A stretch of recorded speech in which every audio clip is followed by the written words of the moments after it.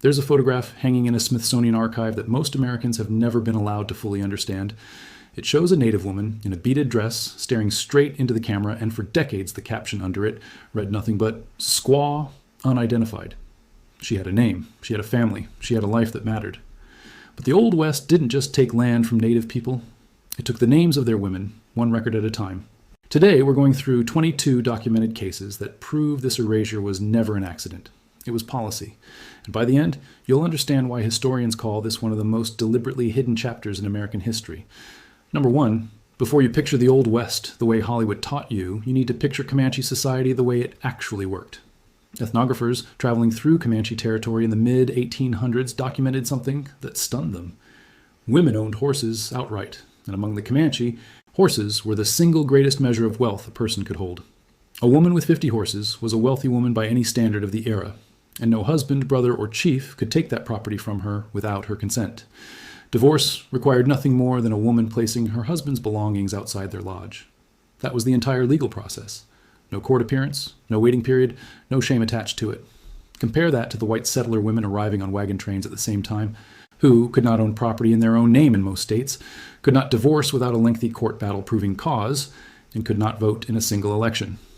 The soldiers who eventually destroyed Comanche independence came from a legal system that gave their own wives fewer rights than the women they were conquering.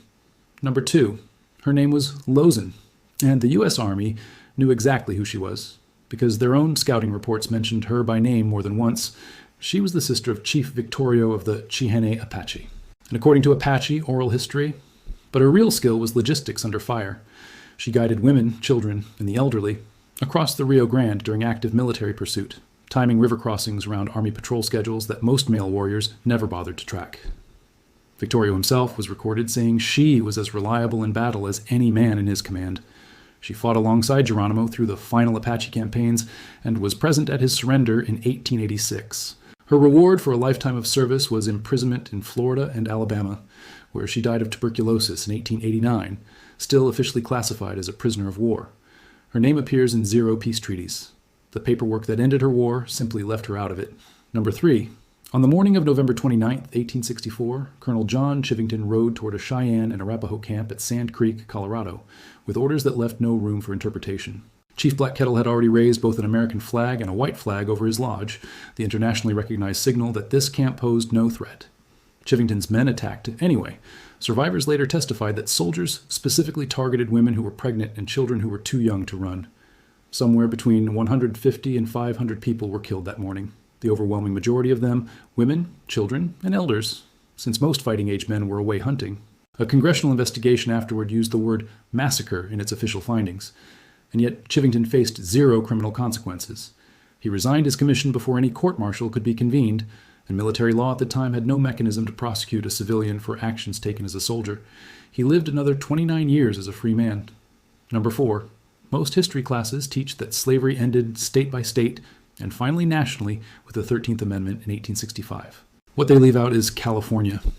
California entered the Union in 1850 as a free state, yet that same year its legislature passed the Act for the Government and Protection of Indians, a law with a name designed to sound protective. In practice, it let any white citizen bring a native person before local justice, declare them a vagrant, and legally purchase their labor at auction. Native children were the most frequently targeted, sold for fees historians have documented as high as $200 each, and Native women were disproportionately funneled into this system as domestic and agricultural labor.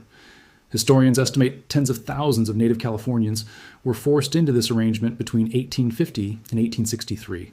That means a supposedly free state operated a parallel slave system for 13 years after declaring itself free, and only shut it down in the middle of the Civil War, not because of moral reform, but because federal pressure made it politically untenable to continue. Number five, imagine a wagon pulling up outside your home and the men inside have legal authority to take your daughter whether you consent or not.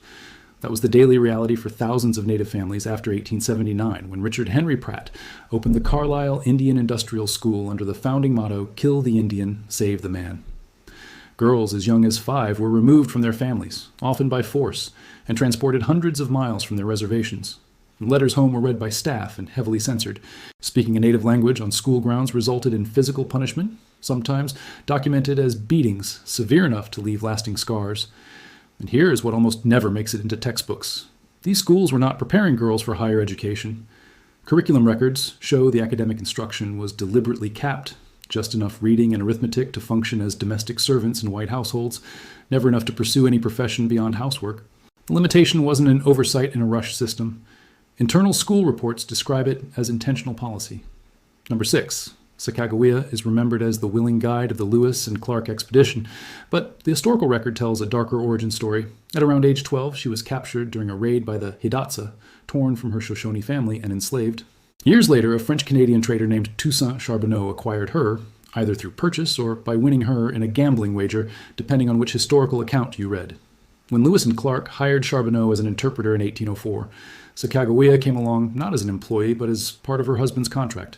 She was roughly 16 years old, carrying a newborn son on her back through territory she had never chosen to cross. Her contributions were undeniable. She identified edible plants that kept the expedition from starving, recognized geographic landmarks from her childhood, and negotiated horses from the very Shoshone band she had been stolen from as a girl. But calling her participation voluntary requires ignoring that she was never asked, and a person who was never asked never had a choice to begin with. Number 7. Buried inside U.S. Army field reports from the Apache Wars between 1870 and 1880 is a detail officers apparently found unsettling enough to write down repeatedly. Women were fighting on the front lines, rifles in hand, indistinguishable from male combatants in the chaos of battle. General George Crook, one of the most experienced commanders of the era, wrote that during engagements it was frequently impossible to tell which fighters were men and which were women until the shooting stopped. Lozin was far from alone. Multiple Apache and Comanche women are documented leading charges and covering retreats. But because the Army's own classification system did not recognize women as combatants, those killed in action were simply logged under the generic category, Indian casualties, with no name, no gender, no distinction whatsoever. These women fought, they died fighting, and the official military record erased the fact that they had ever picked up a weapon at all. Number 8. Among the Cherokee, Choctaw, Chickasaw, Creek, and Seminole nations, women's land ownership wasn't cultural tradition alone. It was written directly into treaties signed by the United States government. Property passed from mother to daughter, and in Cherokee society specifically, a husband moved onto his wife's land upon marriage, not the reverse. Then came 1887 and the Dawes Act, which broke up communally, held tribal land into individual allotments. Federal administrators applying the law defaulted to American convention, putting title in the name of the male head of household regardless of who had traditionally owned the land. In a single legislative stroke, women who had held generational property rights became legally dependent on their husbands for the first time in their nation's histories. The government marketed this as a civilizing reform. In practice, it dismantled a functioning system of female land ownership and replaced it with one where Native women owned nothing on paper. Number 9. In 1900, a Yankton, Dakota writer named Zitkala Sa, born Gertrude Simmons Bonin, published a series of essays in the Atlantic Monthly, one of the most prestigious magazines in the country at the time. In them, she described being taken from her mother at age 8, forbidden from speaking her own language, and physically punished for resisting assimilation. What makes her story remarkable is where she was working while she wrote this. She was employed as a teacher at the very Carlisle Indian school she was publicly criticizing. The school launched a campaign to discredit her professionally. It failed. She spent the rest of her life advocating for Native rights until her death in 1938, but her essays were largely absent from academic study for decades, only entering university curricula in the 1990s, nearly a century after she wrote them. Number 10. The 1879 case, Standing Bear v. Crook, produced a landmark ruling. Native Americans were legally recognized as persons under United States law entitled to due process. It sounds like a turning point, and in some ways it was. But federal agency reports from the 1880s through 1910 reveal a disturbing gap between that ruling and reality. Reservation agents and missionary doctors repeatedly filed reports describing assaults against Native women occurring on federal land under federal jurisdiction. The Bureau of Indian Affairs received these complaints and, according to surviving records, took no investigative or prosecutorial action on the overwhelming majority of them. Historical researchers analyzing these archives suggest the rate of documented assaults on Native women during this period exceeded national averages substantially. Standing Bear had won legal personhood, but the protection that ruling was supposed to guarantee simply never extended to women in practice, and the paper trail proving federal officials knew about it still sits in government archives today. Number 11. The federal government spent generations trying to eliminate Native languages entirely, and boarding schools were the primary weapon. Children caught speaking Navajo were beaten, and in documented cases had their mouths washed out with soap as punishment. Despite this, Navajo grandmothers and mothers kept the language alive in secret, teaching children in whispered lessons after dark, developing informal codes to avoid detection by supervisors. Oral history interviews recorded between the 1970s and 1990s confirm this underground preservation effort was widespread and deliberate. Then, in 1942, the same federal government that had punished children for speaking Navajo came looking for fluent speakers. The Marine Corps needed an unbreakable code for the Pacific theater of World War II. More than 400 Navajo men served as code talkers, and their code was never cracked by Japanese intelligence. It only existed because the women the government had tried to silence for decades refused to let the language die. Number 12. 4 years after Sand Creek, history nearly repeated itself. At dawn on November 27, 1868, Lieutenant Colonel George Armstrong Custer led an attack on Black Kettle's Cheyenne encampment along the Washita River in present-day Oklahoma. This time, while the regimental band played as troops charged into the snow-covered camp, Black Kettle, the same chief who survived Sand Creek while pursuing peace his entire life, was shot alongside his wife while attempting to flee across the river. Most of the dead were again women and children. Afterward, Custer ordered the slaughter of more than 800 captured horses and ponies, a calculated move that left survivors with no way to hunt, flee, or survive the coming winter. Washington did not call this a massacre. Newspapers called it a decisive victory, and Custer's reputation grew from it. 8 years later, descendants of that same camp would be present at the Battle of the Little Bighorn. Number 13.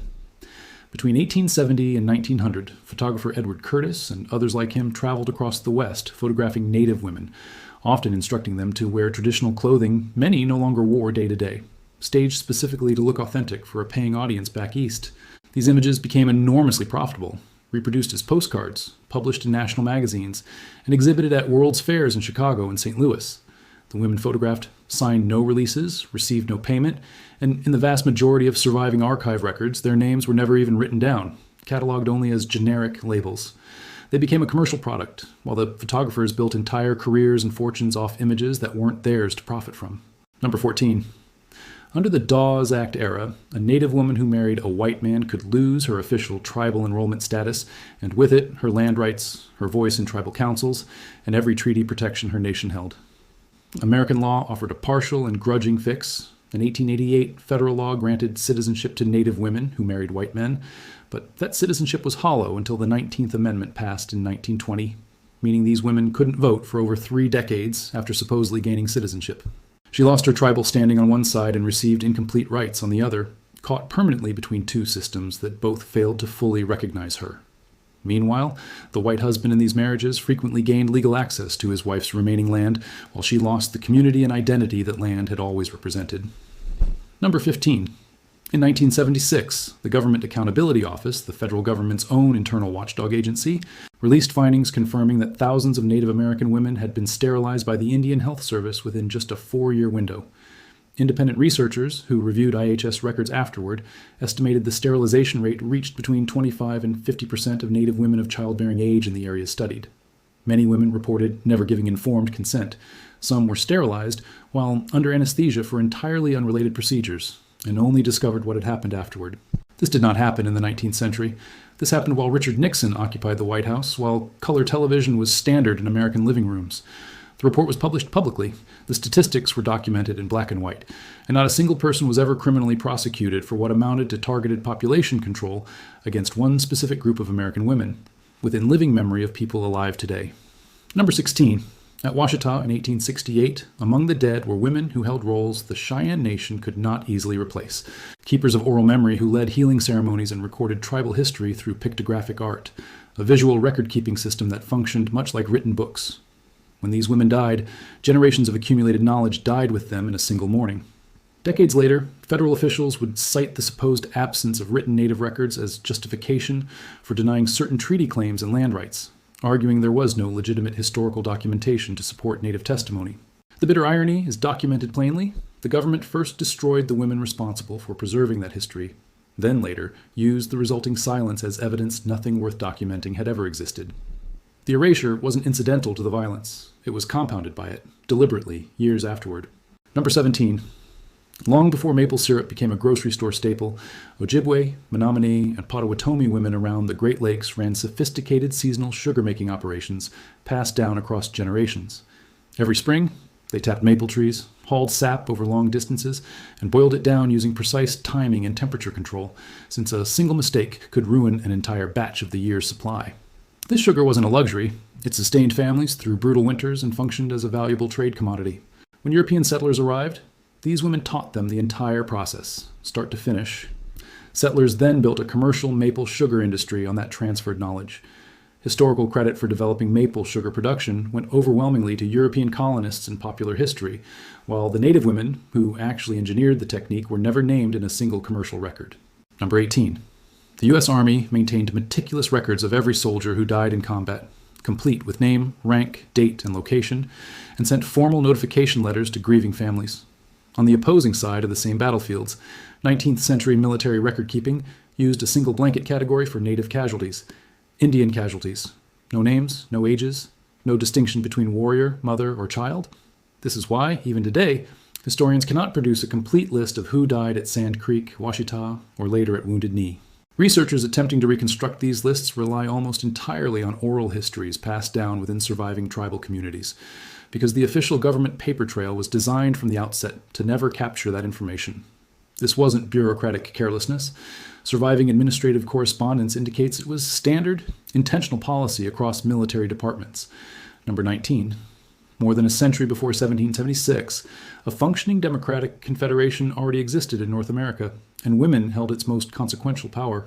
Within the Haudenosaunee, commonly known as the Iroquois Confederacy, senior clan mothers selected which men would serve as chiefs, and critically, held the authority to remove any chief from office who failed his responsibilities to the people.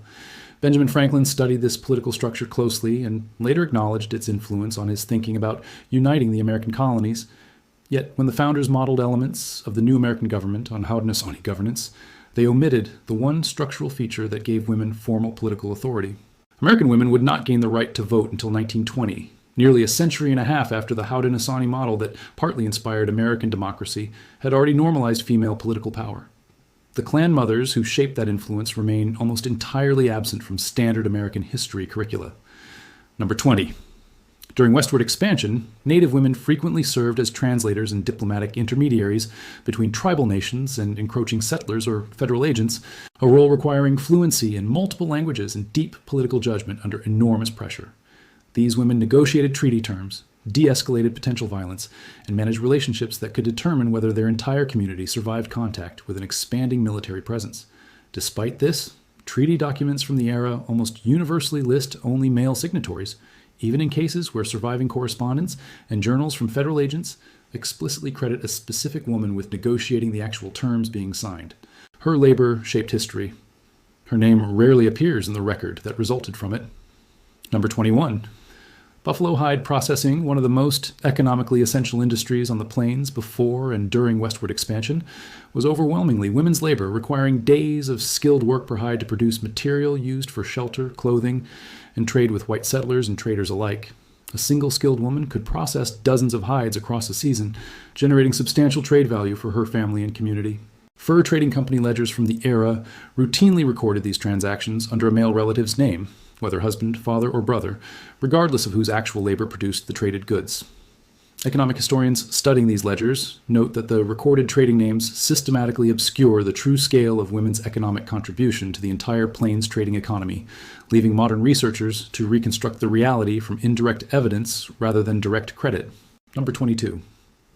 In the aftermath of nearly every documented massacre across this era, from Sand Creek to Washita to Wounded Knee in 1890, survivor testimony overwhelmingly came from women, because women and children were disproportionately the ones left alive when the men of fighting age had already been killed or were away at the time of the attack.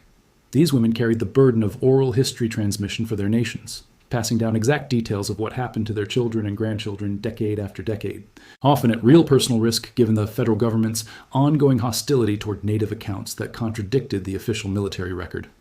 Modern historians reconstructing these events rely heavily on precisely this oral testimony, because it frequently proves more accurate and more complete than the sparse, deliberately vague federal paperwork generated at the time. The women who survived became, without ever being asked or credited for it, the primary historians of their own nation's near destruction. So here's the pattern running through all 22 of these stories. Comanche women owned property decades before American women could. Lozin fought and died a prisoner with no name in any treaty. California ran a slavery system disguised as protection. Boarding schools trained girls to be servants and called it education. Sacagawea never had a choice. Apache women fought and vanished into a single generic casualty category. Cherokee land rights were erased with a single federal law. Zit-Kalasa exposed the system that employed her and was buried in academic silence for a century. Standing Bear won personhood on paper that never protected women in practice. Navajo grandmothers kept a language alive that the Marine Corps later needed to win a war.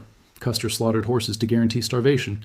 Photographers built fortunes off images stolen from unpaid, unnamed women. Marriage could cost a woman her entire legal identity. The federal government sterilized thousands of women within living memory and prosecuted no one. History keepers died with their knowledge, and the resulting silence was later used against their own people. Maple sugar's real inventors got erased from the story. Military records reduced human beings to a single anonymous category. Clan mothers held political power the founders quietly left out of the American blueprint. Translators shaped treaties they were never listed on. Buffalo hide workers built an economy credited to men, and survivors carried the truth forward with no institution ever asking them to. 22 stories, one continuous policy of erasure, running from the 1830s all the way into the 1970s. Not a single one of these women asked to be forgotten. The record simply decided to forget them anyway, and that's really the part worth sitting with. This wasn't one bad law or one cruel officer acting alone. It was courtrooms leaving names off treaties, hospitals leaving out consent forms, photographers leaving out payment, and record clerks leaving out identities, decade after decade, administration after administration, until the omissions themselves became the official version of events. Every one of these women did something extraordinary by any objective historical standard. They led armies, ran economies, governed nations, preserved languages that later won a world war, and survived massacres only to become the last reliable witnesses to what actually happened. And the paperwork built to outlast all of them simply left the blank space where their names should have been. Historians are still filling in those blanks today, working backward from oral histories, from scattered mission records, from GAO reports nobody wanted written, piecing together what the official archive refused to preserve on its own. The Old West wasn't just a frontier of land, it was a frontier of who got remembered and who got written down as a number. These 22 women, and the thousands more like them whose names never survived, are why that distinction still matters, and why this true story deserves to finally be told in full.